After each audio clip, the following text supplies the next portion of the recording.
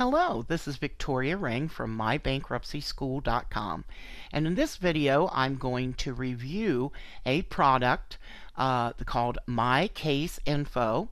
You can obtain more additional information by going to www.bestcase.com/mycaseinfo.htm. And basically the attorney will go here and sign up. There is a cost, of course, involved, and they will basically invite their client to fill out an online questionnaire. So you can come here and click on either one of these videos. It's not really a video, it's a slideshow, but they will show you how the attorney signs up and issues the username and password to the client. It shows what the client fills out, which is what I'm going to show you here in just a moment. And then it's going to show you how to import that information. So the whole process here has nothing to do with credit reports or anything. It's where the client will go online and fill out a questionnaire, and then all of that information is transferred into the Best Case software, thus saving a great deal of time. That is how it is marketed. Now, let's look at what it really does. Okay, now here we are looking at the actual interface that the clients will log in from the email and fill out their information. And as you can see, it's pretty intuitive. It has where they would list different names that they may have used in the last 8 years. There's also some good information here as far as like what the differences is between real estate and personal property. Whoever developed this particular tool has really spent a great deal of time putting it together. But in real life, clients do not know how to fill out these forms. This would be an excellent tool for someone in your office that already knows the information that is required. Because anybody that has worked in bankruptcy for any period of time will know that the clients think entirely differently than the actual attorney and the law firm personnel. So there's a lot of information that clients provide or do not provide because they have absolutely no clue what they are supposed to provide. So they will guess. And many times they don't read. I'm sure you're even guilty of not reading certain emails and things. I know I am. I'm guilty of that. I'll read part of it and sometimes not read all of it. People are in a hurry, and in real actual life, this process does not work, even though the hypothesis is very good. Let me show you. I'm going to go to Best Case. This was a case we got this week from an attorney where the client had went online. In fact, I have two of them to show you, where they went online, filled out this My Case Info, imported it into Best Case, and let me show you what we got.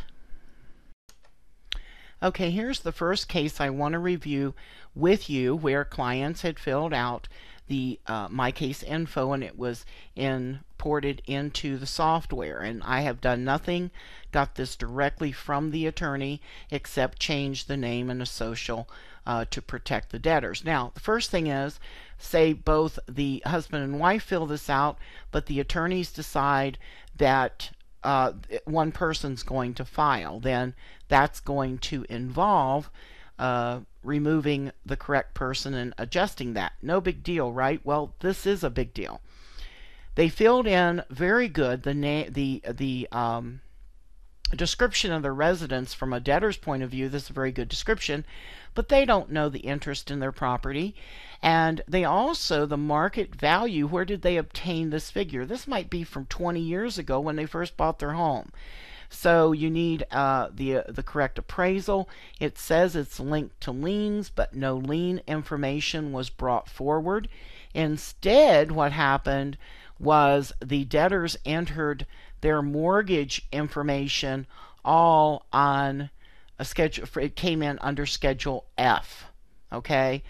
Now another thing it did was when you look at the personal property, because the debtors entered each one of these items separately, of course, on the questionnaire, it came in all as separate. See, all household goods. There's just a long line of them. What is the problem with that? Well, in California, there's an unlimited exemption allowance for household goods, so really there should just be one entry for household goods. There should really be one entry for all household goods, and then each one of these are showing the default of linked to liens. And they aren't linked to liens. These are personal property that the debtors have in their possession.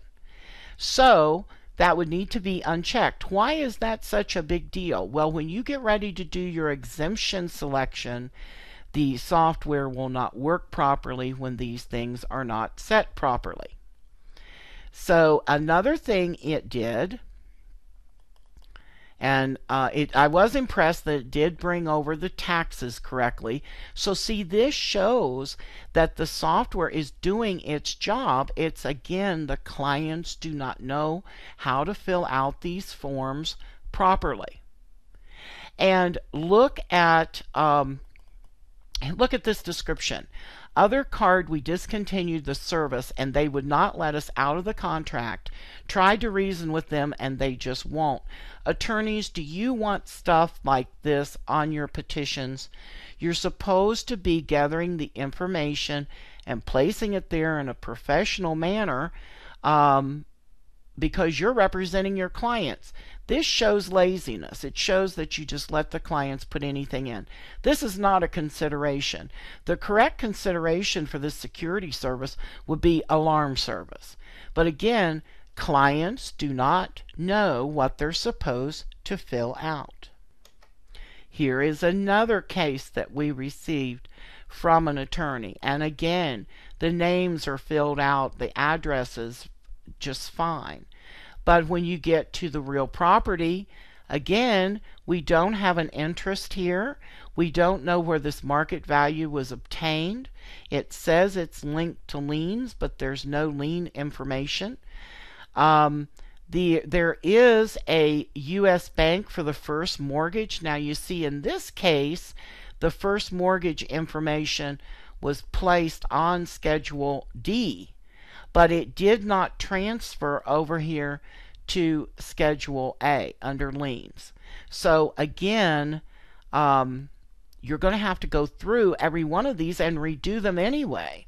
So I do not see the purpose of them.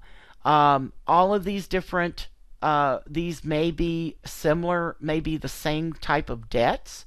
They have not been classified as far as which are secure and unsecure. On Schedule B again, look, we have the duplication of the different accounts. I don't know if that's a problem, but the household goods is certainly, look, we have several pictures and objects, and these things could be combined. So rather than saving paperwork, I would think that this particular tool creates more paperwork. So that's my report, and I hope that helps you in making a choice as to spending your money on this particular tool or not. I'll see you in the next review.